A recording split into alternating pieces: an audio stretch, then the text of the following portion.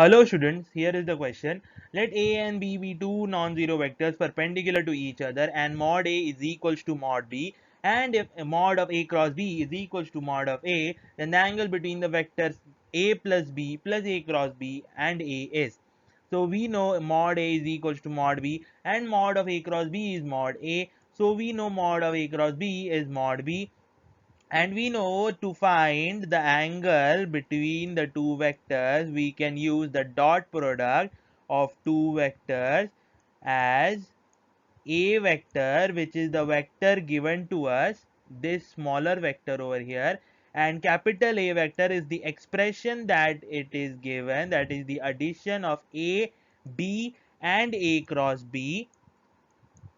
So we use that and we get this expression over here. We know this is the case. We also know this formula. This is the dot product over here.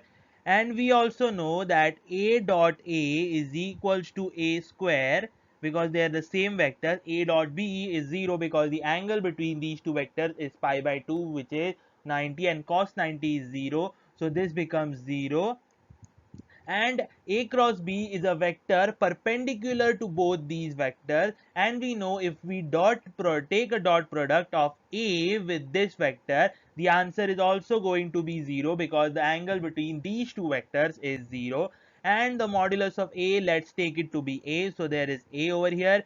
Modulus of A again is A. Now this is the formula for modulus of a vector, which is mod of the vector squares addition another vector square. So if we have three vectors, we take three squares in addition under the square root. So we have a square plus b square, which is mod b square is mod a square again, and mod of a cross b square is a square again.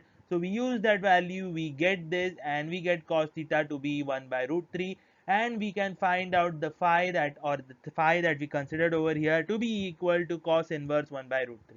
Thank you. Option